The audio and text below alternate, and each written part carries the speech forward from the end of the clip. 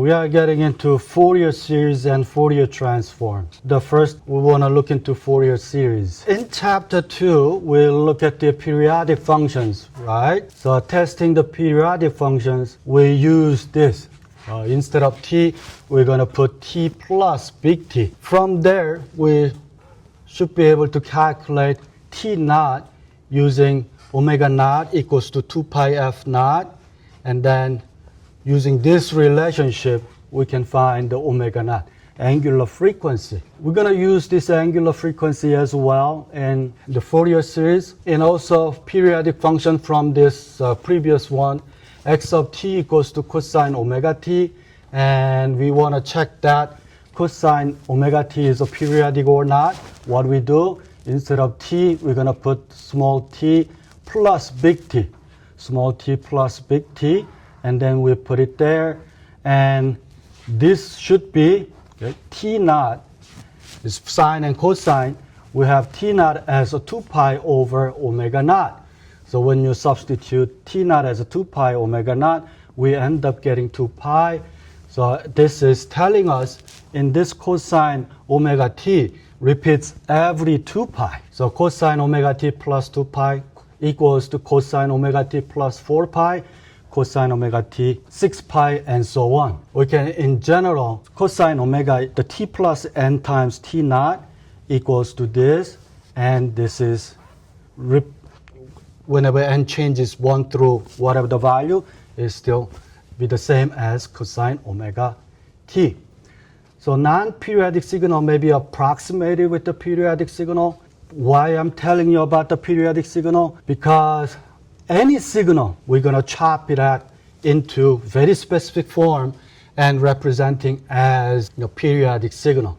So that's what we do in the Fourier series and Fourier transform. So that's the periodic, and some of the signal is not really getting into sine or cosine because of the peak, because of the flat portion.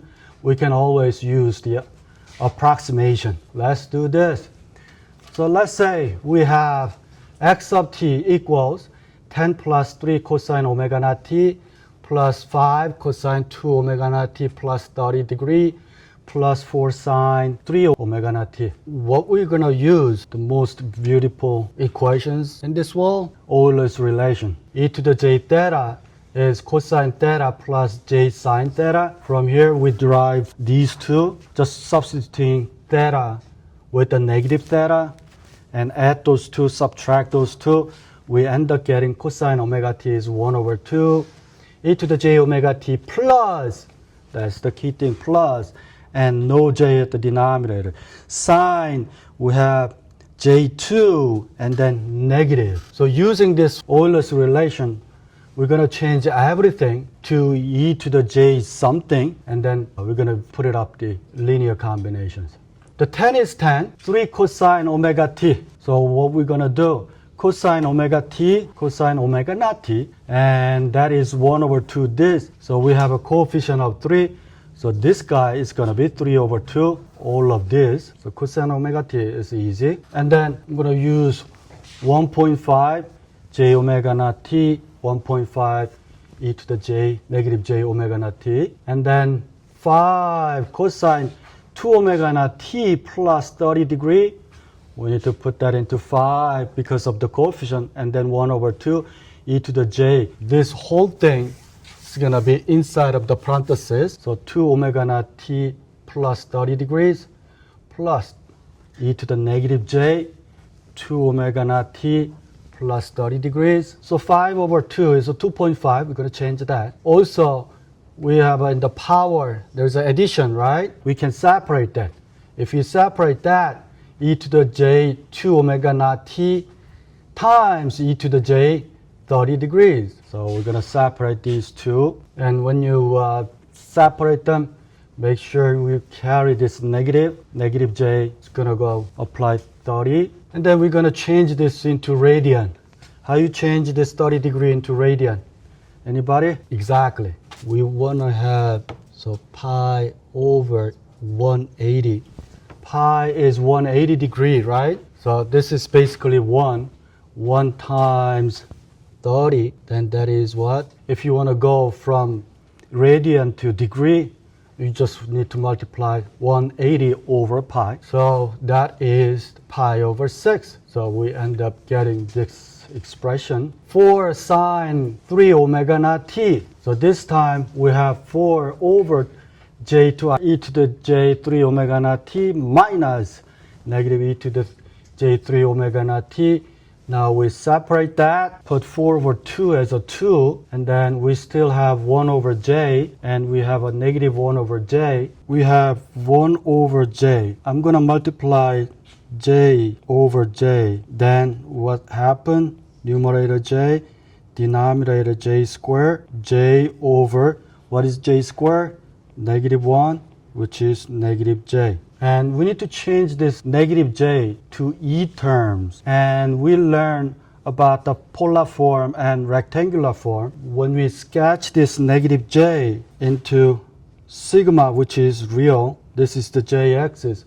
Where is the negative j? Negative j is here, should be y-axis, and the magnitude is 1. And when you represent in the polar form, we need to put magnitude and the angle. So magnitude is what? 1, not negative 1, distance from the 0. So the magnitude is 1. This is the rectangular form.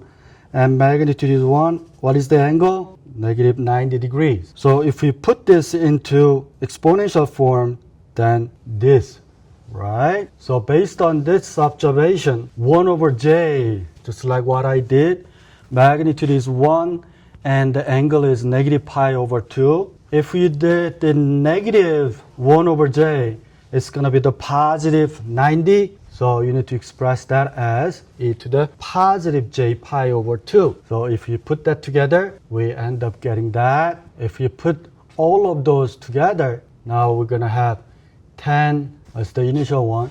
So this is the what we have. So the 10 plus this is 3 cosine omega naught t, 5 cosine 2 omega naught t plus 30, and then these two is the plus 4 sine 3 omega naught t. Notice it's all linear sum. Okay, there's no minus there, right? We add everything. Now, what I'm going to do, based on the value of omega naught, so that's 2 omega naught. We have a negative 2 omega naught. We have a negative 3 omega naught. I'm going to rearrange that from most negative to positive. For the 10, this omega naught is 0, right? When you have omega naught equals to 0, this whole term is 0. E to the power of 0 is 1. So we're going to have just 10. So if you switch them around, we end up getting this. Negative 3 omega naught is the lowest one. And then negative 2 omega naught, negative 1 omega naught, 0 omega naught, 1 omega naught, 2 omega naught, and 3 omega naught. And that's at the top. That's the compact form. We can write it. K goes from negative 3 to positive 3. C of K times e to the j k omega naught. And then we specify C of K for each one, just like this. And also, so we need to show that angle here. So as a matter of fact, this is the one form of Fourier series. And please note on that, K should be an integer. In the summation, we are not allowed to have any fractions.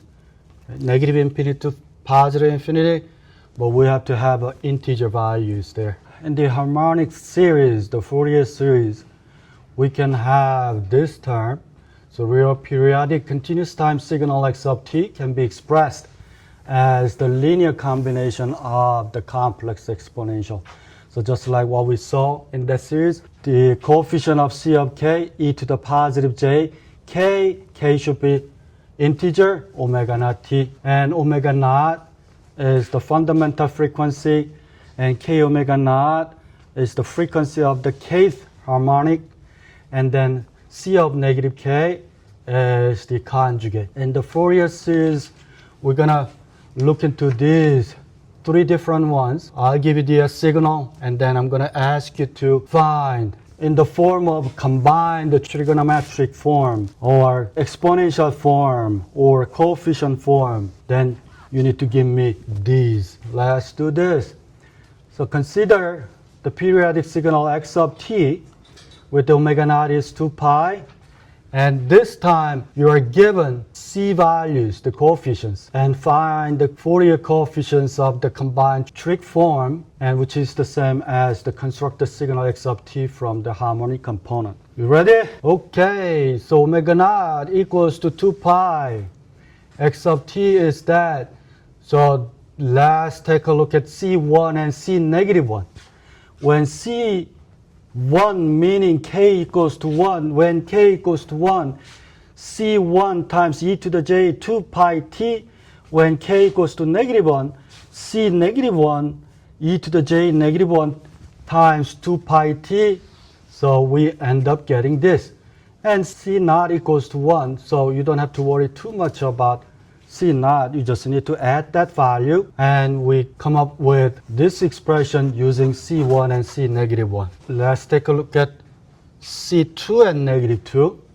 C2 equals C negative 2 equals to 1 over 2. So let's plug in 2, then C2 times e to the j 2 times 2 pi t, and then for negative 2, I'm going to multiply negative 2 to 2 pi t.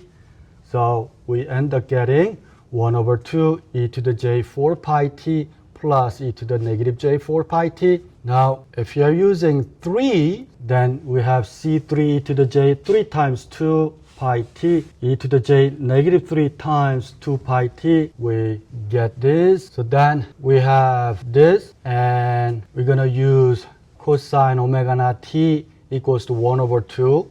And it's kind of sometimes confusing with these fractions. So you can multiply 2 for both sides.